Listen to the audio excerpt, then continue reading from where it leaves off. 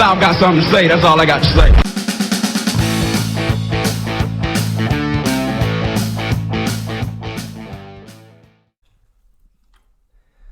Hello and welcome. You are listening to the SeerSoccer Studz podcast, where we discuss the beautiful game with a southern twang. All right. I'm your co-host, Matt. And I'm Joe. Matt, you ready to cut this biscuit? Yeah, man. I got the gravy. Let's smother this thing. Let's do it. All right. So, yeah, this is our first episode of episode Genesis of the SeerSoccer Studz podcast. And the reason we started this was, one, kind of wanted to talk about the game that we love. But Joe, why don't you tell me what is your reason for starting this podcast? Well, let's see. It'd be hard to narrow it down just to one, but I would have to go with I listen to a heck of a lot of soccer podcasts. Right. So I'm listening to them and I'm thinking, actually, let me back up. Number one reason, you asked me to be on a podcast. That is true. That was probably the genesis of the idea. That's when the seed was planted. I asked Joe through text one day, I was like, is there any way that we can just sit around and talk about soccer and make money? And I was kind of like, I don't know about the making money part, but I'm pretty sure we can figure out how to do a podcast. And I said, I'm down. So 7 to 12 years later, here we are. We find ourselves in Matt's basement. Yes. This is kind of like my cellar. Right now, Joe and I are just sitting in a little room with some scarves on the wall. On my right-hand side, Joe's left, and then behind Joe, we got a beautiful painting of Mr. Bill Murray that my fiance did. It is amazing. She did a really good job with him.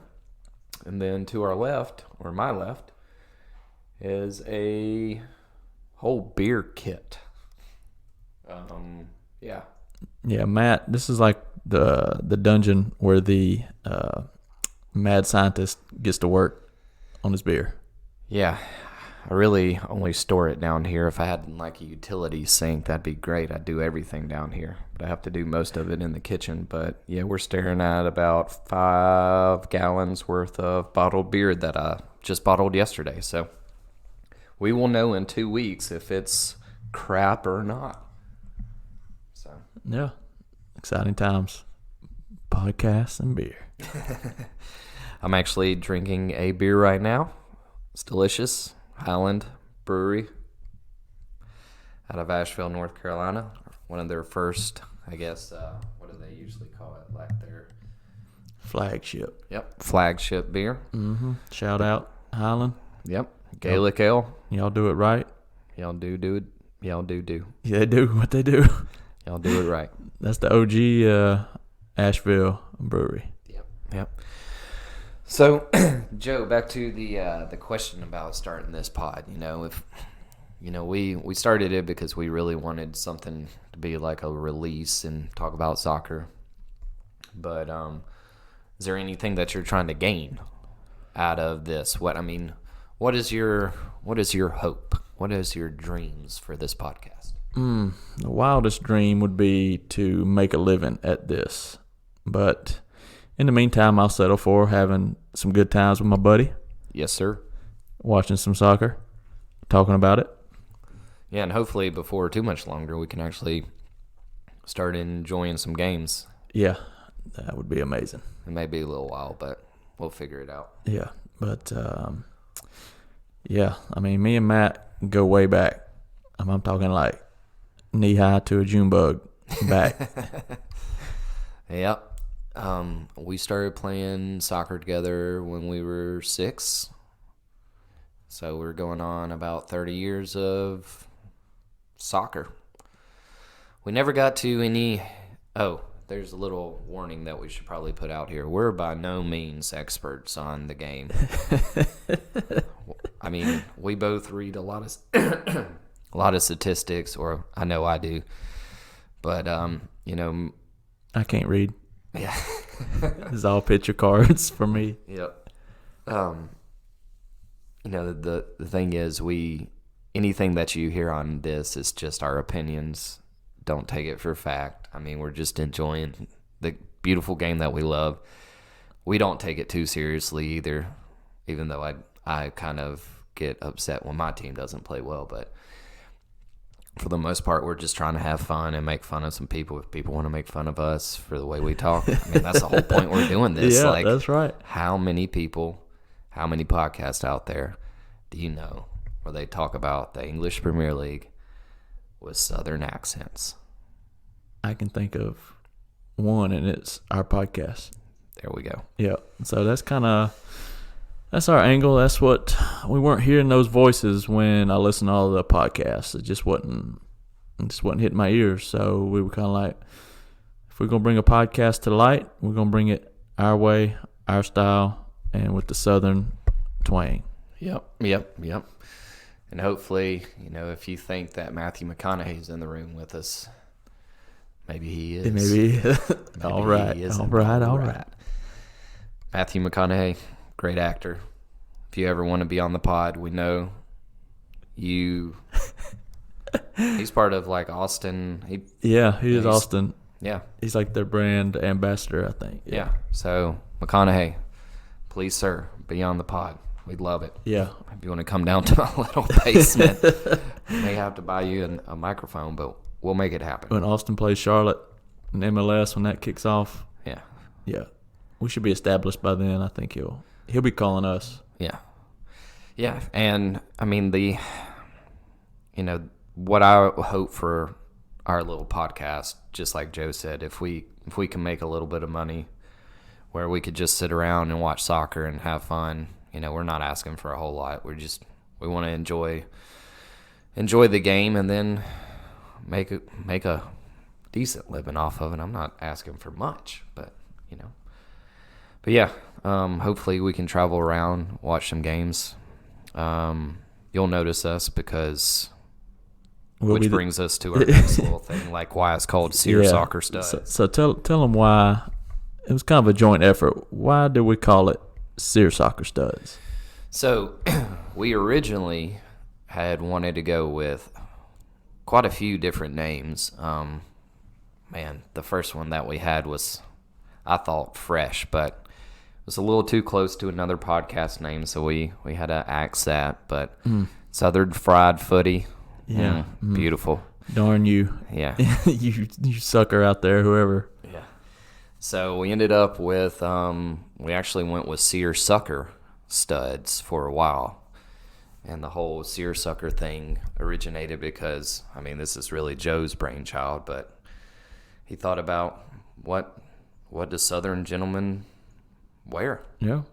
And we did a little research, and apparently, it's got its origins in England, which is our origins for the show. We're going back to the roots. Yeah.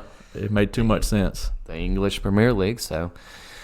But in the South, SeerSoccer was worn by a Southern gentleman, back in the day. So, yeah, we went with the SeerSoccer name first, and with studs, like, we're not saying that we're studs. It's just, studs up, guys. But we kind of are. Yeah. In our own minds. We're not. We're above a 5. Yeah, won't say that. Yeah. We're above a 5. Oh, yeah. 5.5 probably for me. Yeah. 5.2 for me. Good. Matt was legitimately nominated best looking in high school. That I was, but apparently there was some. He rigged the votes. Yeah. I had help from an overseas party to get the votes. Yes, he did. I was voted most typical. Most typical. Senior. Yep. So that's what you're working with. Just use your imagination, listeners. Yeah. You'll see us one day, though. So, yeah.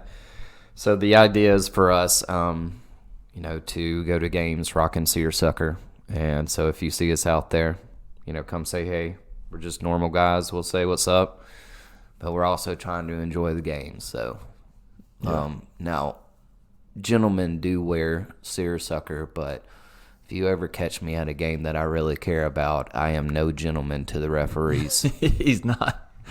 I apologize. I've refereed quite a few years in my life. And yeah, a lot of the referees around these parts, even in the English Premier League, are just garbage. Like, gracious. Just goodness gracious. So, anyway, that's all I got to say about that. Yeah. Yeah, South's got something to say. Yeah, just fashion-wise, we're just trying to bring it back. Just take it back to the true classy Southern gentleman. And it's a comfortable fabric, so if you've never experienced seersucker, like, man, I wonder if they even make like seersucker underwear. Yeah, that'd be intense. I mean, all these companies spending all these millions on R&D trying to get the most breathable fabric. Well, Southern gentleman had it down 200 years ago. Yep, long time. Yeah. So yeah, that's what we're all about. We're gonna try to just have fun with you guys, and hopefully, we can catch you out at a game sometime. So yeah. Yeah, we want this podcast to be community focused. We want everybody to participate, have a good time. No BS, no negativity. It should be a fun thing, just like the game we love. Yeah, if you're a hater, gentlemen don't have time for that. Yeah, it's not in our vocabulary. Like my Southern belle of a mother, complete saint. If you don't have anything nice to say, you probably shouldn't say anything. Now, we're gonna make fun of people on this on this podcast. We got jokes. But yeah, no hating on Twitter and all of that, man. Come on. No. Don't be what do they call them, a keyboard warrior. Right. Like, just be a gentleman. Our moms might read that stuff, and you don't want to see a Southern belle upset. No, and that would hurt their little hearts too. Yeah, so we wouldn't like that. So please don't. So keep it classy. Yep. I got something I want to talk to you about. All right, fire away, Joe. Hold on, Joe. I gotta open my second beer. Crack it open. Okay. I'm drinking some sparkling water myself. It's my new addiction. I'm hoping it'll. Every time I see that, I look at it and I'm like, man, he's got another little sour that he brought in here to drink. And then it's got the nutritional facts on the back of it. I'm like, oh yeah, that's not a 0.00000. The packaging is on point. Yeah. I really like how it looks. Aldi brand? No. You get them in QT. QT? Yeah. Or you can get them on Amazon. So Okay. Yeah. Shout out to those places. Yeah, if you've never heard of Amazon, it's a place online where you can buy everything created in humanity. Just a few things. Yep. Just a few things. The owner is worth a few dollars. Yeah. A few bucks. But what I was wanting to talk to you about, get your opinion, is this transfer window. We got some good transfers. I mean, it's been popping off transfer-wise. I think it's about to get even more heated. But Chelsea, your team. Yes, sir. What are your thoughts? I mean, I put my hands together for whoever is running that show. Maria Granovskaya. That's right. It's a lady. Yeah. So this is Roman Abramovich's basically cutthroat businesswoman. Apparently she's one of the hardest hitting people out there. Like if she gets the most money for our players when we sell them, but then she's very frugal when she's buying players. Now, just like anybody else that makes investments over time, some investments don't work out, like our most expensive goalkeeper in the world, who's Kepa Arrizabalaga. I really tried hard on that, Arrizabalaga. He had a decent first season. I don't know if he just lost all of his confidence in the second season, but man, he struggled. So, but to get back to this window, yeah, Joe, we've been phenomenal. last summer we had the transfer ban, so we couldn't. That's right. Couldn't sign anybody. We sold our best player, Hazard, to Real Madrid.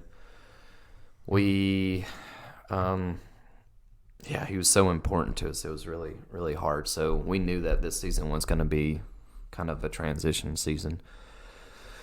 And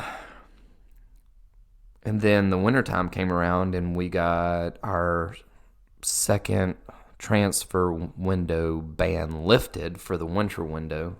And they took a huge gamble by not buying anybody. Just pocketing that money. Yeah. Saving it. War chest. Yeah, so we were pretty much guaranteed to finish in the top four. We had been in top four since, I think, like the middle of October.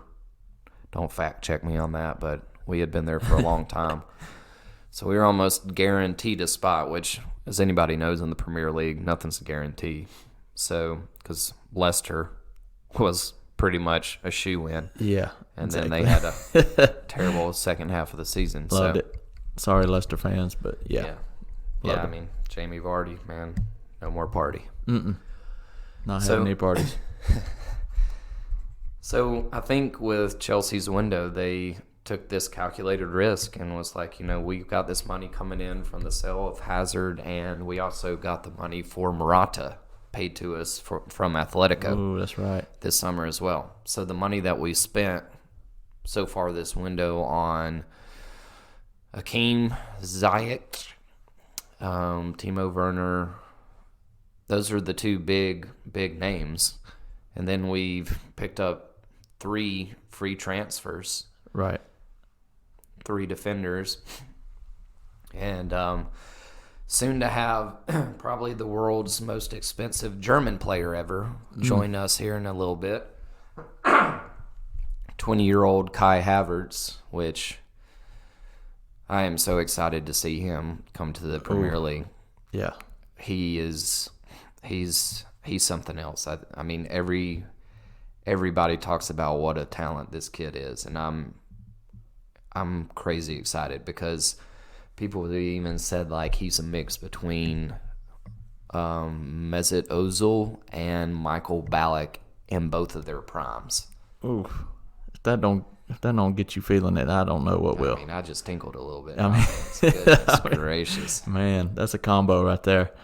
I'm not gonna lie, I would be excited to see that team. Yeah. I mean, and you got the U.S. legend, Christian Pulisic.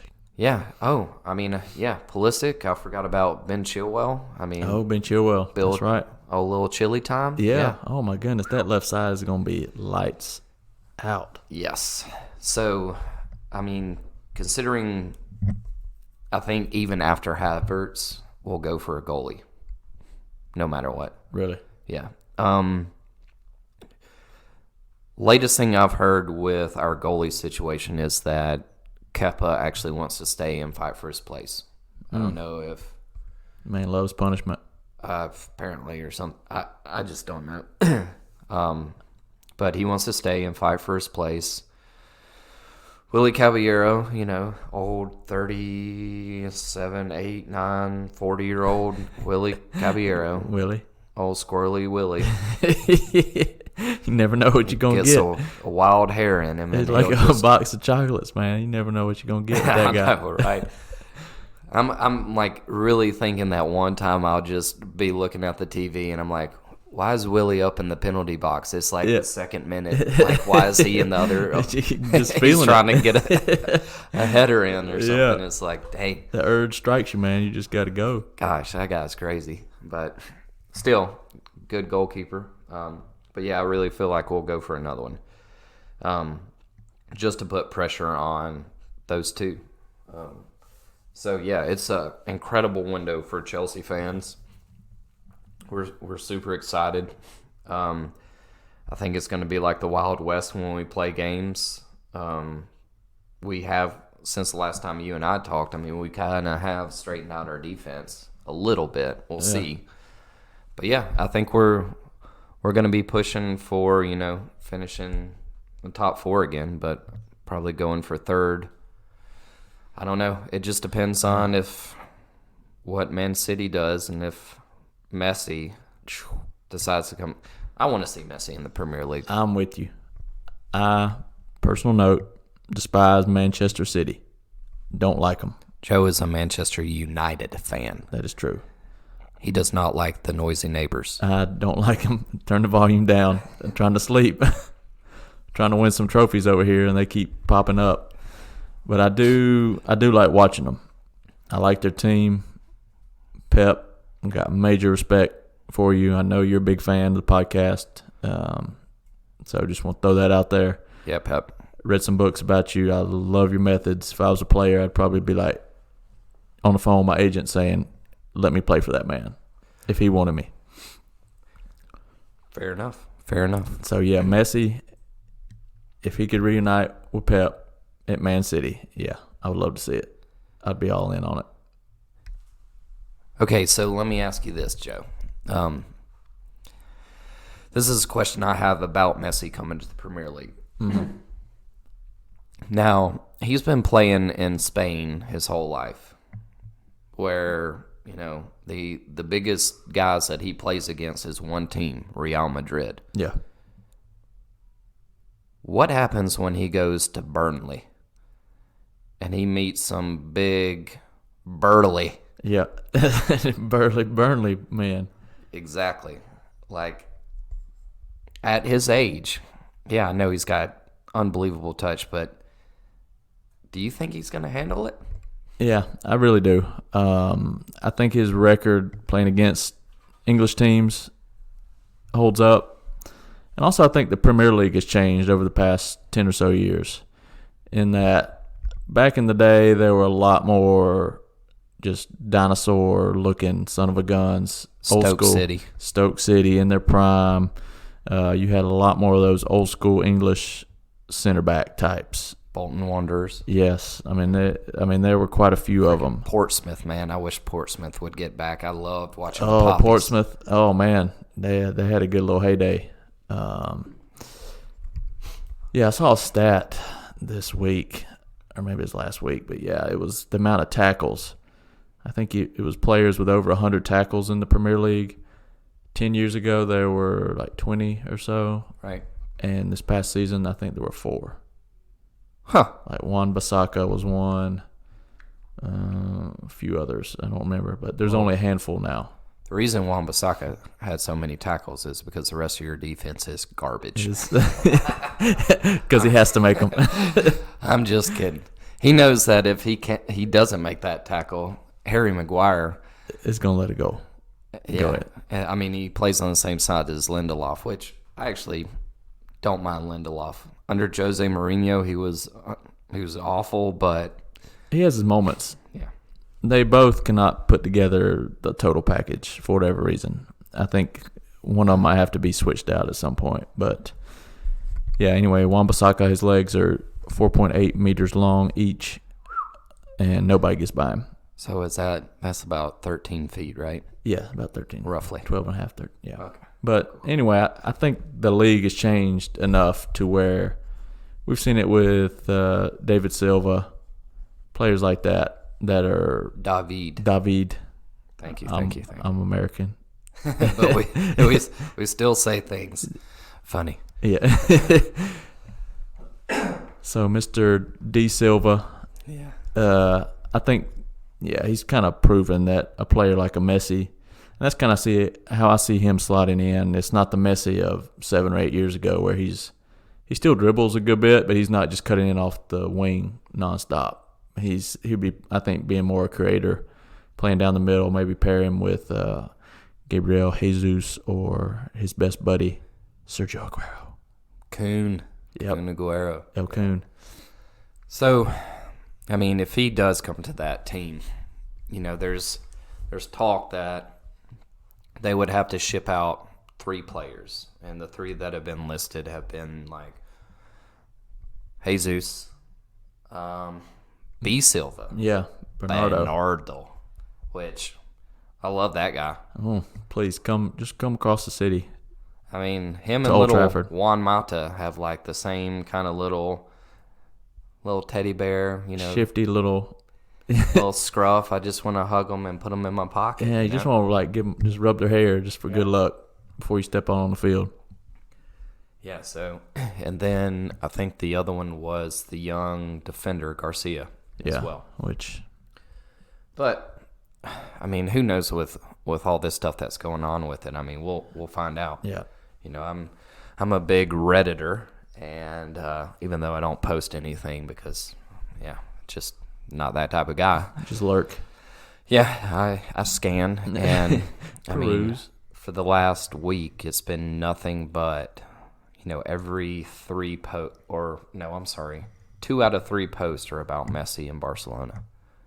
And all of the stuff that's going on. One will say he's got a $700 million Release clause. The other one's saying like, no, he doesn't. Lawyers involved, so it's going to be interesting to see. Yeah. The latest I saw, he might have to sit out some.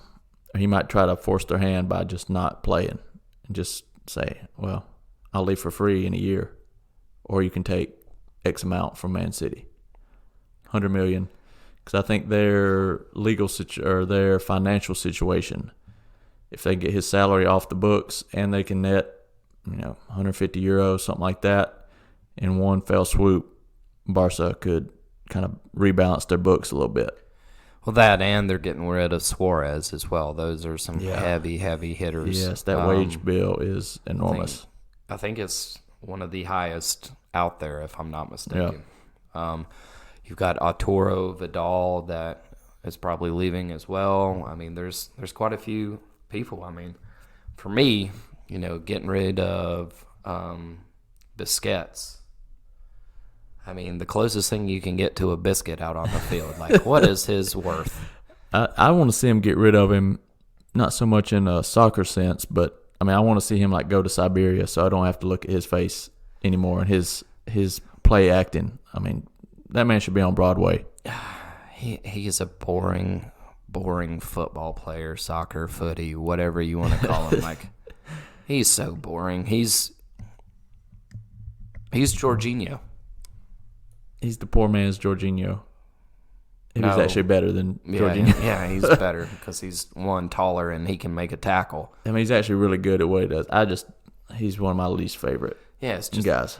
He annoys me. It's like, what is it the appendix? Yes.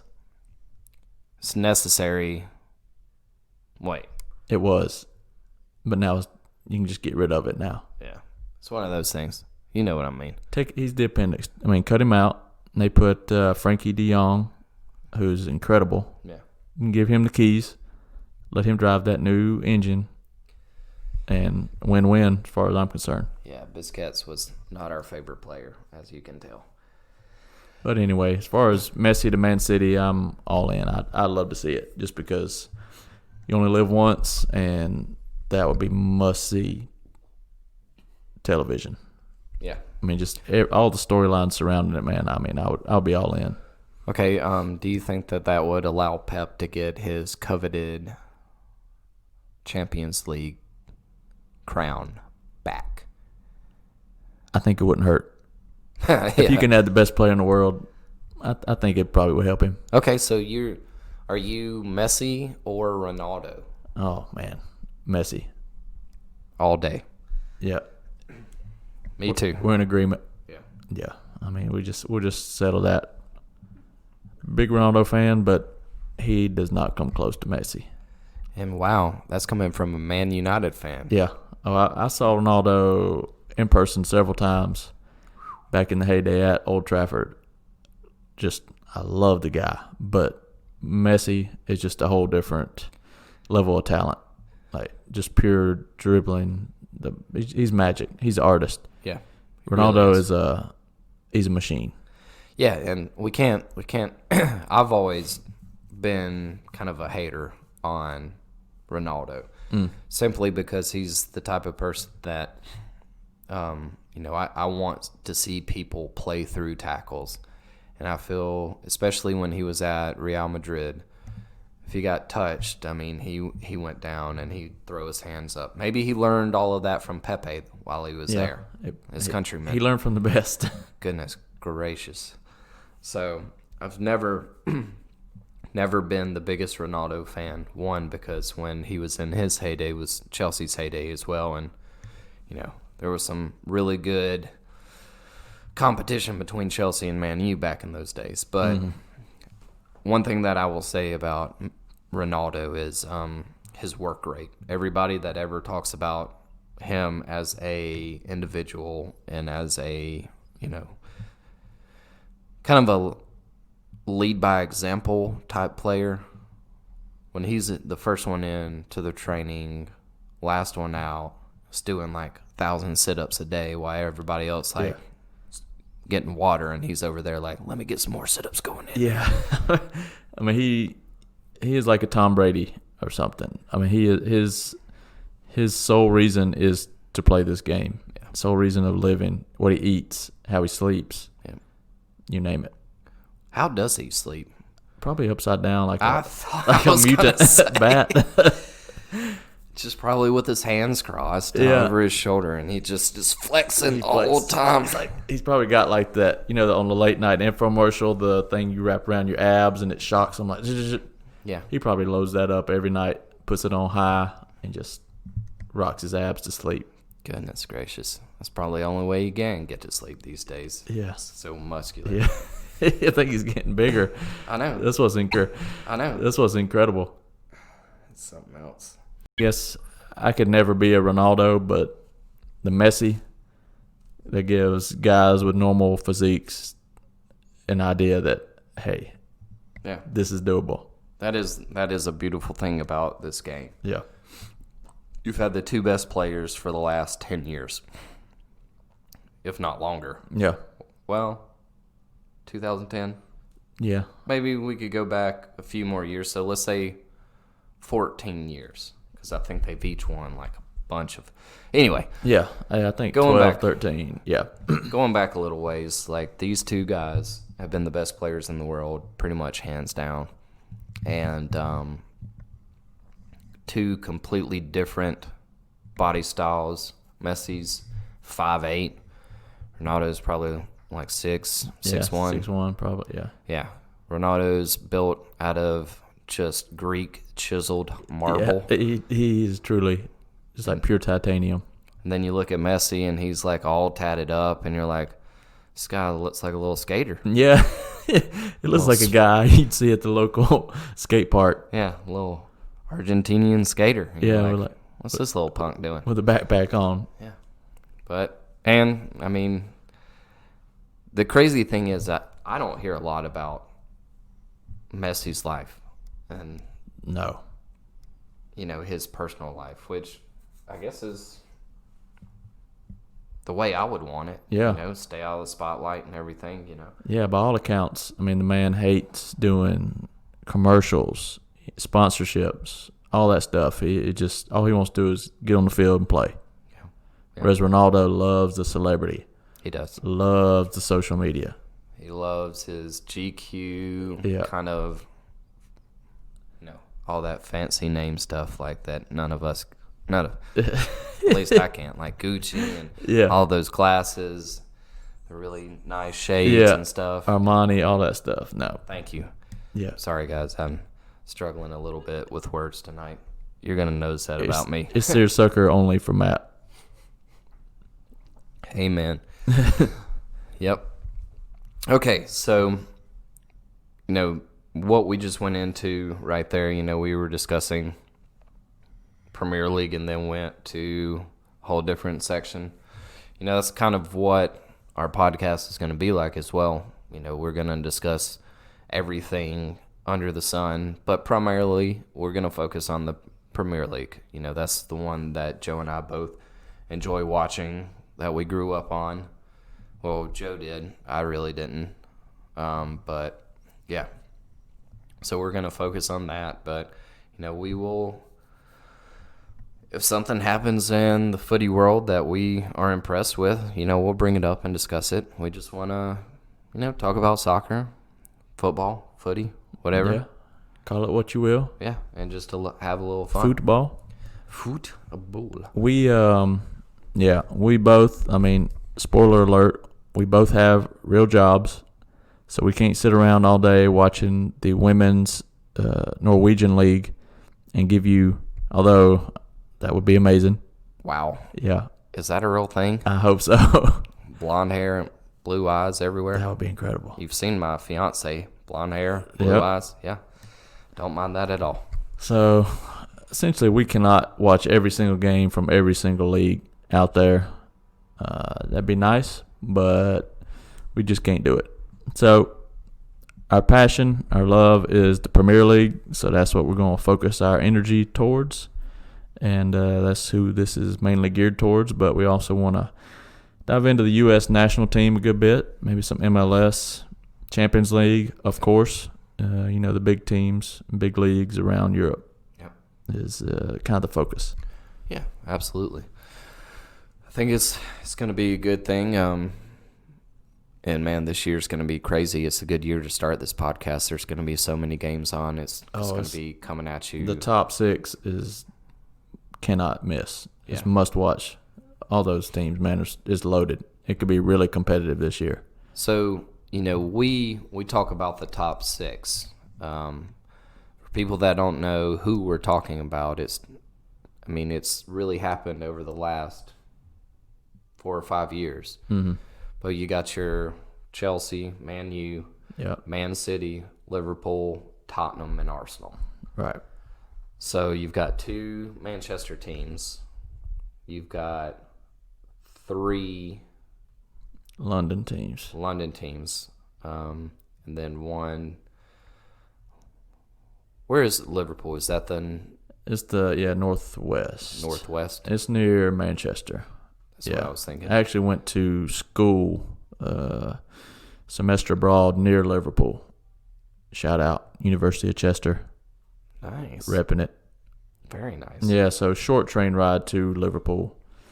Manchester was about an hour away. Very different. It's incredible, really, the differences in accents, the differences in vibe between 2 cities, by our standards, very close together. Right.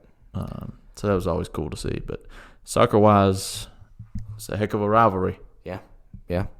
There's a lot of rivalries in the top 6, too. So, we're going to focus on a lot of that. But we're also going to just enjoy some things that we saw throughout the Premier League. We've got a couple little things that we'll discuss, like the creme de la creme. Yep. Most of this stuff is Joe's little brainchild, so I'll let him talk about it. But the creme de la creme, Joe? Yeah, creme de la creme. That's going to be basically something amazing. Like, what is the best of the league that week? Player, could be a team, but we'll have an opinion on who gets the award for basically the MVP of that week. Could be a team. Yep. Player. Coach. Yeah, coach. Who knows? Yeah. I mean, the league, I feel, is getting more and more coach-driven. Yeah, there's some really good coaches, not just including, 2 of the greatest coaches of our time. Well, in the last, most successful, let's just say most successful, Klopp and Pep have been unbelievable. Oh, absolutely. But, we've got Bielsa coming from Leeds, who's, from what I understand, is just, he's like one of those Pep. Like, if somebody calls you and it's like, Bielsa wants you, you're like, yeah. Whose legs do I need to break to be there? Yeah. I mean, the guy is he's a complete lunatic from everything I've read and seen. Yeah, he's like the Antonio Conte before Antonio Conte got, like, actually, isn't Klopp and Pep, there's a few disciples from Bielsa, from my understanding. I know Pep kind of looked up to him. Yeah. Very interesting stuff. Because he's bounced around a good bit. Yeah. In Chile, but he's, I think, Argentinian. Yep. But yeah, I saw something interesting quick fact about Bielsa. They have some sort of fitness test at the club to where new signings, I mean, they won't even really join with the team until they pass that test. So this isn't a medical like you normally get. There will be a medical, Right. for sure. But This is before the medical. Before you can really join up with that team, he no exceptions. You got to pass this test, or he don't want you in training. Like, so new signings, if you coming back from a little layoff, you might not be joining that team for a couple weeks. They might not even see you on the field. Wow. Yeah, like he's hardcore. Like, you either in or you're not in. I guess you'd call him out, but wow. Yeah. So that's kind of, they signed Rodrigo from Valencia, and that's what they've told him. You literally have to pass this test to be on our level, fitness wise, because he don't want anybody that ain't running the bejesus out of themselves every game. Yeah, I've been watching the documentary on Amazon about Leeds, and it's pretty good. It's pretty good, but his style was very much like Jurgen Klopp's Gangnam pressing. Mm-hmm. Yeah, definitely. He's hardcore pressing, high line, which makes a lot of sense. If you can force a turnover in the defensive half of the other team, you're going to be naturally closer to their goal, and you get them a little out of whack. I mean, yeah, mistakes will happen in soccer, and one thing about it is you could be perfect in an entire game and make one mistake, one pass that went astray, cost you the whole game. Yeah. That's beautiful and terrifying. Yeah. It could all come down to one play. So, yeah, that's kind of been the big revolution here lately, in my opinion, is that focus on turnovers. Pressing. Yes, pressing. I think Barcelona at their peak, they shot for no more than 6 passes that they would let the opposition have before they got the ball back. Or fouled, probably. Yeah, and I think Leeds, from what I saw, was like 8, something like that. So they're approaching, in terms of their focus on turnovers, getting the ball back. Turnovers, getting the ball back. So where do you think they'll finish in the league this year? Oh, I'll say top 10. Really? Yeah. Sheffield United. Yeah. Another Sheffield. Sheffield United was promoted last year, finished 6th. Is that right? I think so. Because 5th was Leicester. Or was Wolves? We'll have to look it up. But they finished. We'll get our research department. Yeah, which is Joe on his phone real quick. But but yeah, Sheffield United was my creme de la creme team of last year. I was so surprised by them and where they finished. It was wonderful. Plus their coach Wilder. Gosh, the style of football that they play was wonderful, absolutely wonderful. So it was a joy to watch them. I don't think they've lost any of their players. I haven't seen much about Sheffield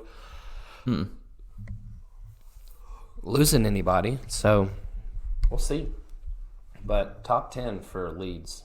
I'm excited because they're real heated rivalries between Chelsea and Leeds. So the podcast that I listen to talks about that, and I'm really excited to see this come back. They, as Americans, we think about big rivalries here. We think about in college basketball, Duke and Carolina. When you think about football, there's a lot of American football rivalries, but there's nothing like a true derby. Oh, no. An English derby. If you think about the Scottish Premier League, what do they call the game between Celtic and Rangers? Old Firm. Old Firm. What a name. Yeah. Bloody hell. Yeah, when he has a real name like that, that's when you know people getting beat up. Yeah. That's what's beautiful about it. Yes, it is.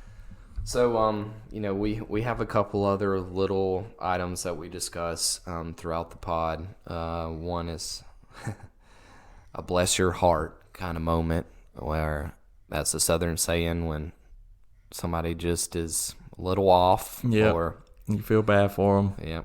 And you're like, bless your heart. Yep.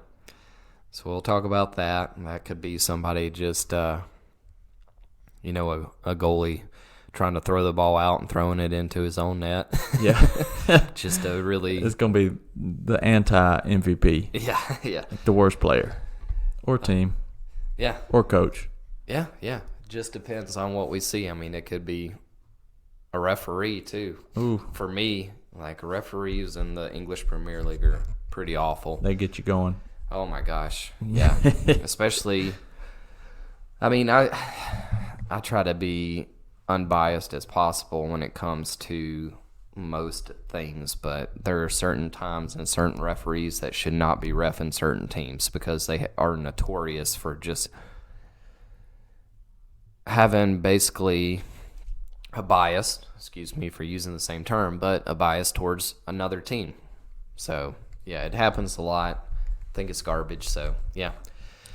The one we're kind of really happy about, or not happy, but this is the one that touches our SeerSoccer, our Southern gentleman. Yep. This is our heart right here. So, Joe, you take it away with this next one. All right. So it's an old Southern saying, and we're going to repurpose it, but also bring it out to the world. It's called fine as frog's hair. If somebody asks, how you doing today? You say, I'm fine as frog's hair. Basically your way of saying, I'm doing pretty good. A little something special. So this is kind of the little X factor.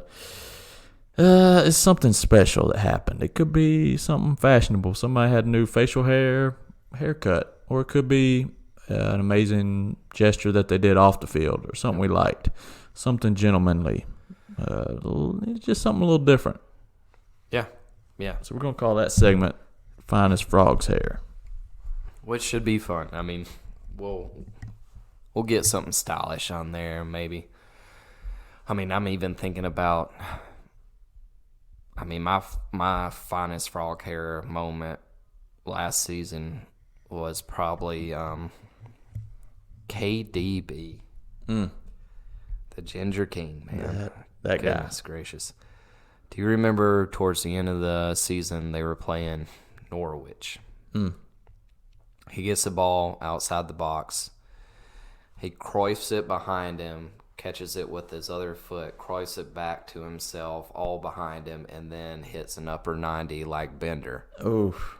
Do you remember that? I don't remember that. Oh, my gosh. I'll have to rewatch it. That man, he's my type of player. Yeah. Oh, my goodness. He can do it all. He can play defense. The only thing you never see the Ginger do is win too many headers, but Nobody's perfect. True. Just think about the prospect of him and Messi linking up. He'll tell your grandkids about that. But see, I do want to see it, but at the same time, the balls that my boy KDB can play, I'm just going through them in his mind. Maybe the through balls, but he does play a lot of, looping balls into the box from way out, and I don't see Messi getting onto those. But the through balls where he just turns and he looks up and he's like looking to his far left, and Messi's making a run from the far right, and he just toe pokes it through 17 people's legs. I mean, KDB can do it. Yeah. The Ginge can do it. Oh, I think they'd be on the same wavelength. So I saw something today on Instagram from Premier League asking, is Kevin De Bruyne, is he Man City's best ever signing? Ooh. It's a tough one. He's still not finished either. Yeah. I mean, for me, it would either he's up there, but he's got to keep going with him, which I hope he doesn't. I hope he just decides that he wants to change from sky blue to, the real royal blue and come back and finish what he started at Chelsea. That was a forgettable chapter in his life. Oh. But what might have been. But for me, if he keeps going, if he stays there longer, which, I mean, where else can he go? I just don't. He's not a Real Madrid kind of personality. I mean, he's already been in Germany, done his German thing. Yeah. So I don't see him go. He wouldn't go to Italy. No. He'd be too bored. Yeah, I don't think he would. So if he stays, sorry, let me finish my dang thought. If he stays with Man City, then I think he could be their best ever player. But for me, you've got Kun Aguero. Yeah, I think he would have to be. And David Silva. Yeah. The little magician. I think Aguero, just for him winning them the title. That still to this day, was that like 2014 when it happened? Yeah, 2013 maybe? Yeah, 2014 maybe. Yeah. I'll never forget that because when we were watching it, I think it was whatever station it was on, they kept going between like the Man U game and Man City. They kept going back and forth. And you see Alex Ferguson out on the field walking around like, celebrating and everything because they had heard, 2 goals down in the stoppage time. Those memories. Or no, 1 goal down in stoppage time. So if they tied, Man U would win the title. And then the greatest part of it all is after Man City won, the hysteria from Man City was unreal. But then they cut to Man United, and Alex Ferguson's kind of looking around like, what's going on? But then they turned the camera a little bit, and Phil Jones. That was painful. That with face. This dumbfounded like, what? What you mean? Yeah. Still to this day, I will never forget it. I'm pretty sure he had his shirt off, and he was like, wait, what? That face. Oh, man.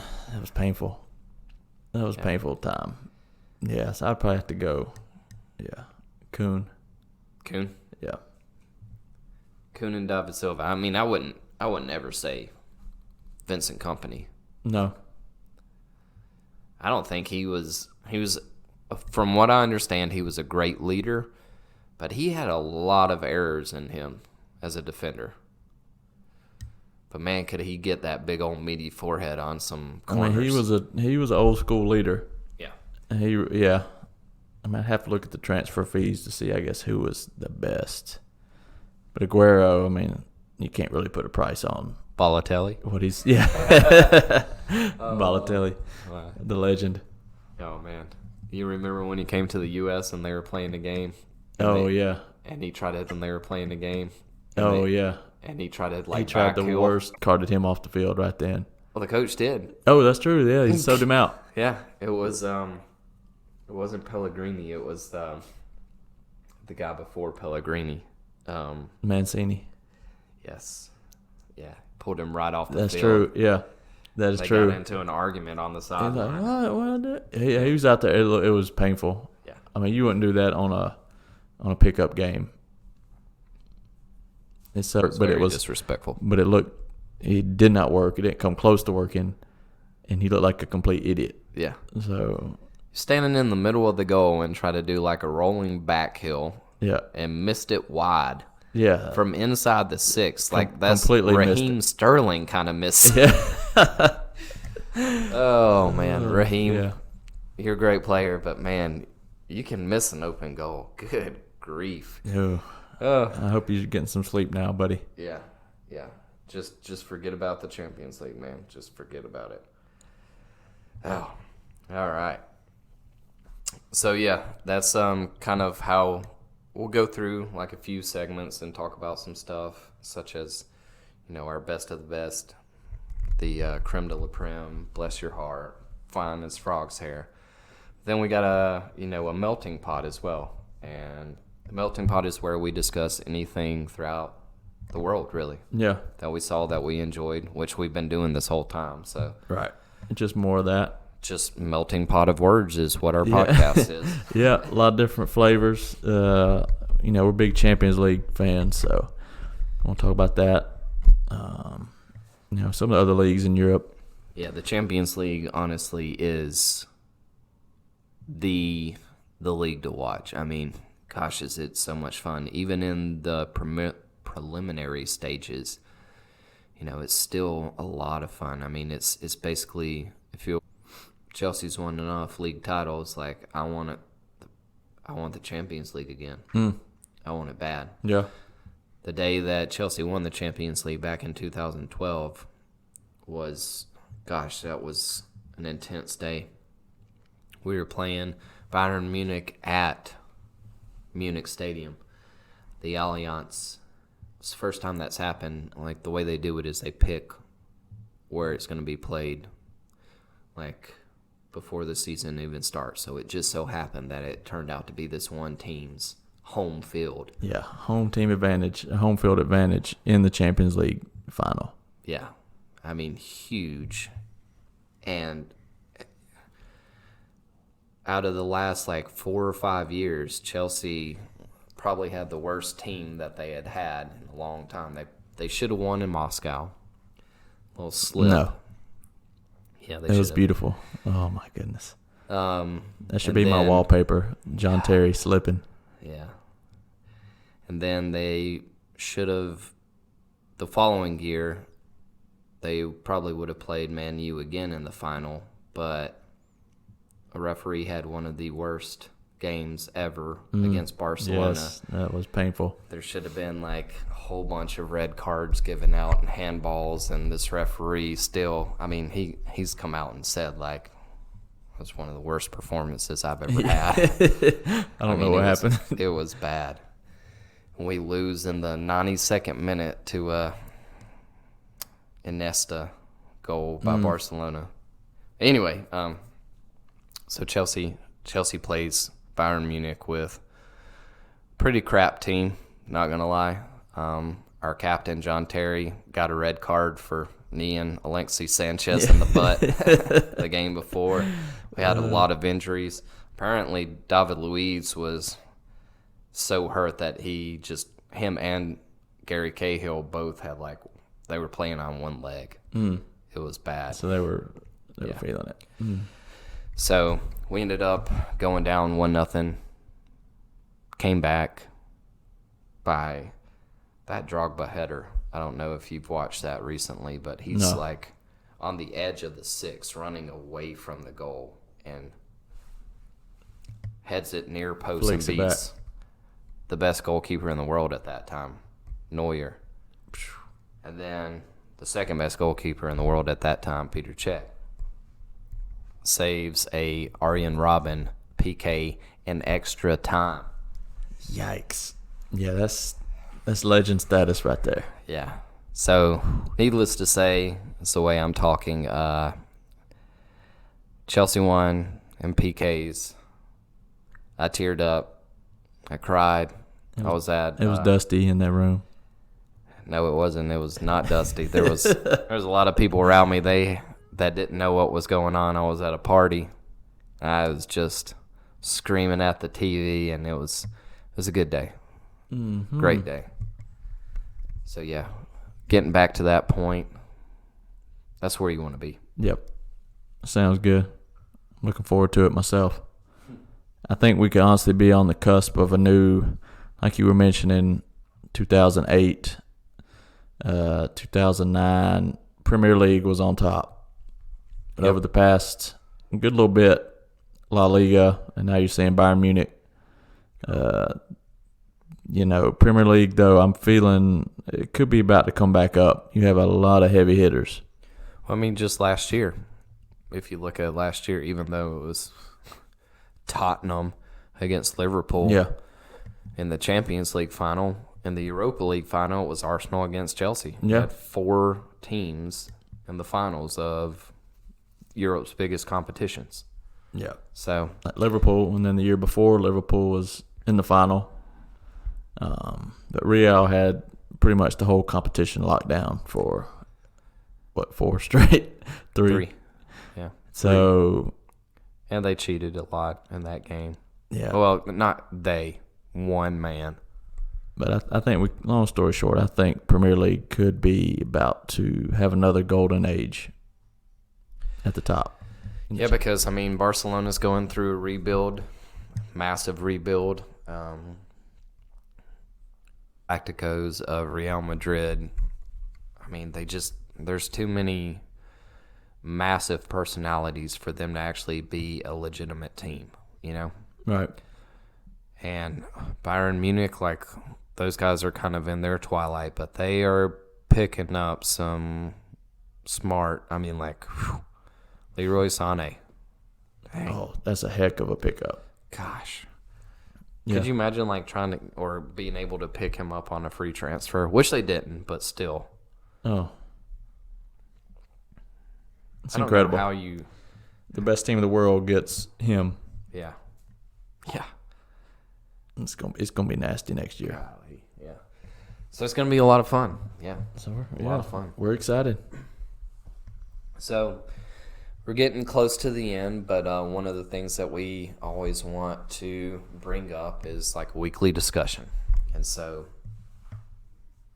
this time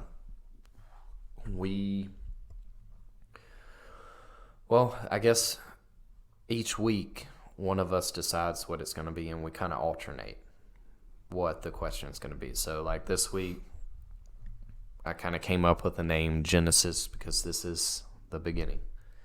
So it was my turn to kind of pick the discussion. Even though we've had multiple discussions throughout the night. That's true. Hey, so- first night. Yeah. First night, Genesis. What draws you, Joseph, to soccer, football, footy? The footy. The footy. The beautiful game. What draws you to it? Well, as a youngster, probably about 5 years old, 4, my parents started me playing in the local league. So just from a young age, I played it.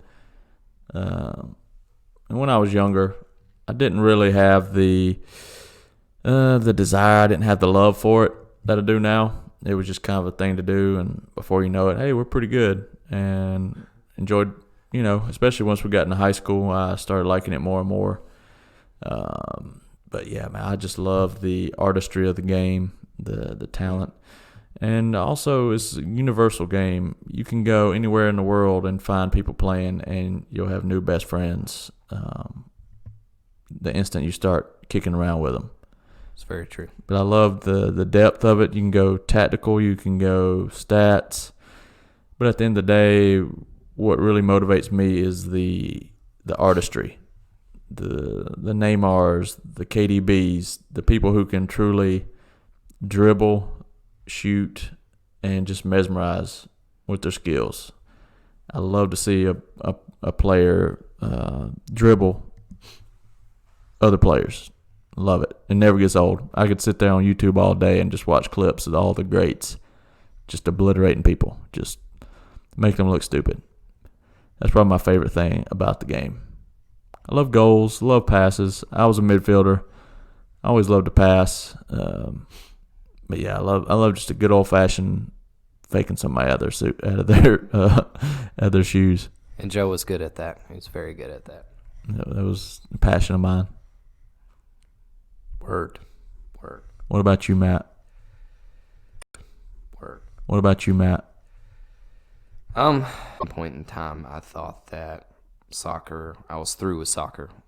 We had graduated high school, won state our senior year, basically gotten every world award possible throughout my high school career, and just thought I was over it. But I quickly realized, like, once I got off to college, how much I did miss it. Didn't really play in college up until a few years later when I tried to walk onto a team which didn't exist. So we ended up just the team that didn't exist. They basically got rid of the men's program, so I played club ball. Right. So anyway, I don't know what it is. It's one of those things. I don't have the greatest memory.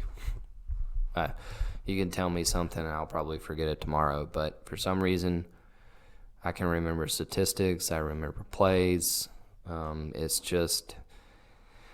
It's ingrained in my blood, and I don't really know why. I mean, I remember as a kid watching stuff on TV and then wanting to go outside and kick the ball around and try to do, the same thing. It's just one of those things that I grew up with. It's in my blood.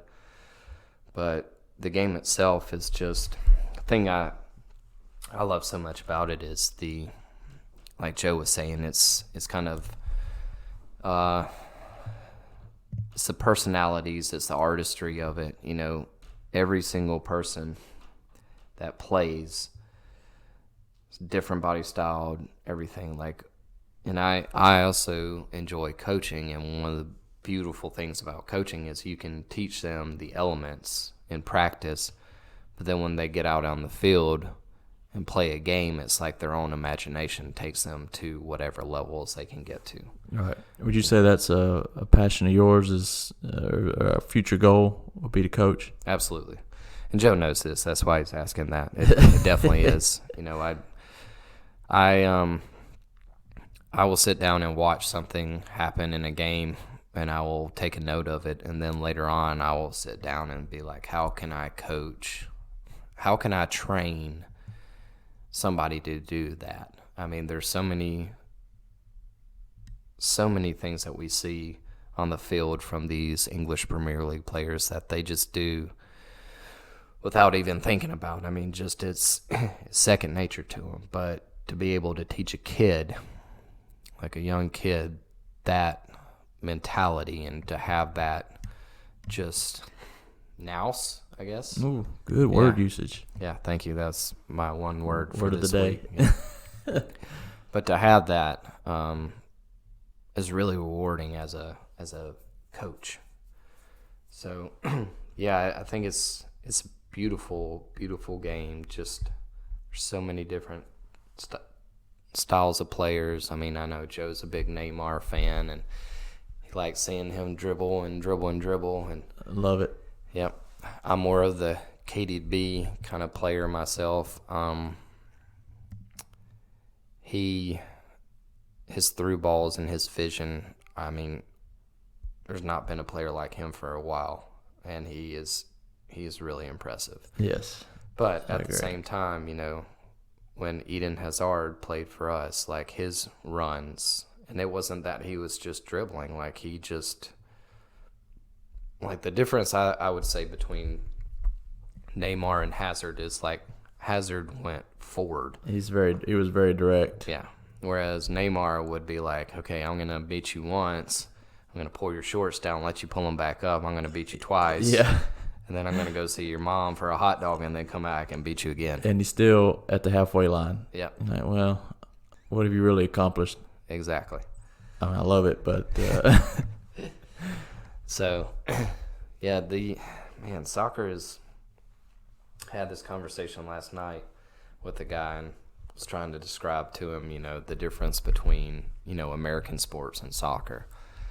And he was like, oh man, soccer will never be in the top 5 sports in the U.S. I'm like, dude, it's already top 3. It's already. Yeah. Yeah. It's overtaken. You couldn't make the argument it's not top 5. Yeah. I mean, you just couldn't. It's already there. I was like, he's like, you're not going to sell out a stadium. I'm like, dude, I went to the very first Nashville MLS game in the South. It's not supposed to be soccer fans. Right. 59,000 practically sold out for the first game. A football stadium. Yeah. I mean, Atlanta United, same story. Yeah. Averaging 50-something thousand a game. Like, it's and here. Broke all the records. They hit 72. Like, they were beating. I mean, their average was more than the Atlanta Falcons. Yes. Oh, I mean, it's here. Yeah. I mean, if you don't notice it, then that's on you, but it is here. And, yeah, and we love it. If you've ever been to the U.S., we've got some really stubborn individuals. So, and we're probably a couple of them as well. So, but yeah, so that's what soccer's just a beautiful sport, and if this podcast can allow Joe and I just to sit around and talk about it and make a halfway decent living where we can feed our loved ones and see some games. That's all we want. you Yeah. know? So, yeah. Maybe we, bring some happiness to some people. And hopefully people want to contribute to the discussion as well. Yeah.